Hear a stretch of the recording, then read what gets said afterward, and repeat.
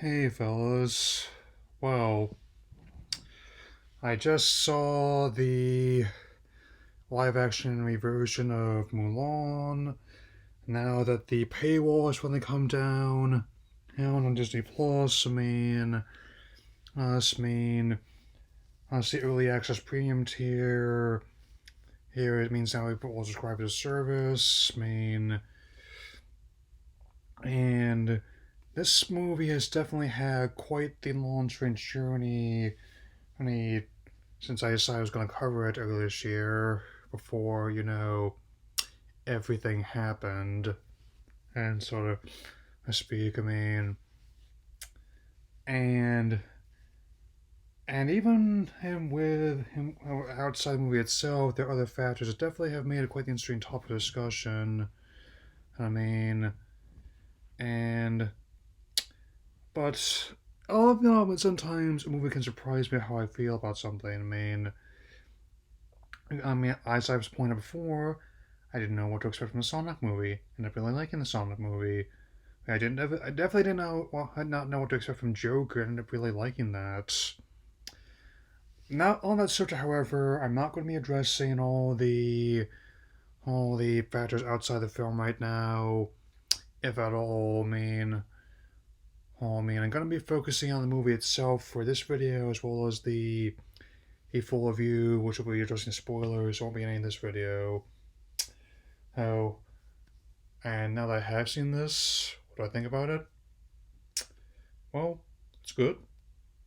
It's not the best live action reversion of one of their works I've seen, but it's definitely not the worst. I'll definitely say that among content that they've put on their streaming platforms, it's better than Armor's Foul at least. More effort put into it here at least. It looks quite pretty. They definitely got their money's worth in $200 million production, and the whole use of them, with a lot of director Nick Carter's frequent collaborators, such as David Coulson, the editor, as well as his cinematographer, her her Grant Major. Her who also worked on a lot of Peter Jackson's material, is currently working on the live action Cowboy Bebop series. And I also have, well, that was the editor. We also have have the have her have okay, cinematographer is Mandy Walker, and the set design. Nine.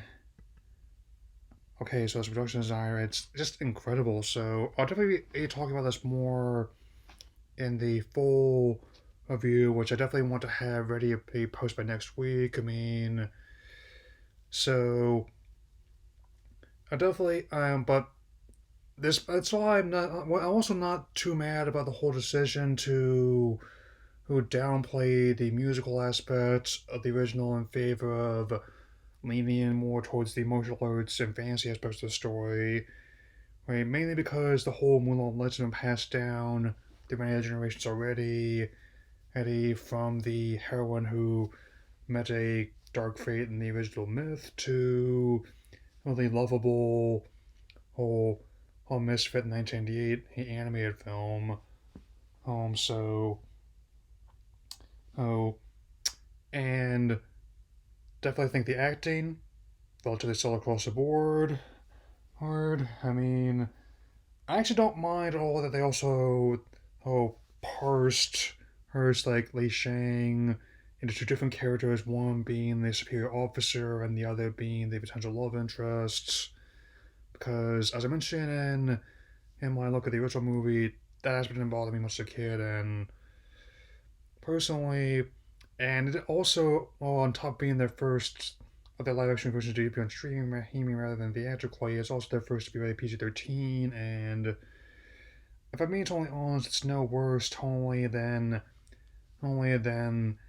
anything they've done with their own stewardship of Marvel or Star Wars.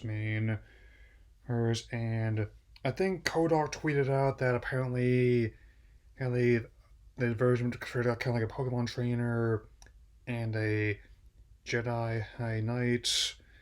I guess given how I was wearing one of my Goku sweaters for this, I was like, I definitely add Z Warrior to the list. Given like it's the way they keep mentioning Chi in this and God, I've seen my fair share of other wuxia films. I mean, I definitely wasn't bothered too much at all. I mean, I've honestly seen way worse ways to spend an hour 56 minutes personally. So I'll definitely have my full review who scripted and ready to upload next week. This time, I'm given how it won't impact as I won't interfere with me getting deep into Cyberpunk 2077, and I guess as a lot of people did not appreciate me pouring cold water on Shroud's comments either. But I'll take whatever engagement I can get at this point. I mean, and you'll see my reaction and thoughts in the new Mandalorian episode out on Sunday. Hey, I'll be sure to watch it tonight either way. Hey, so don't spoil it. I mean, before that, tomorrow you'll see my thoughts on the new Pokemon Journeys. Means after I binge some of it, so I'm looking to finish the second one. So I'll see you all then. Later.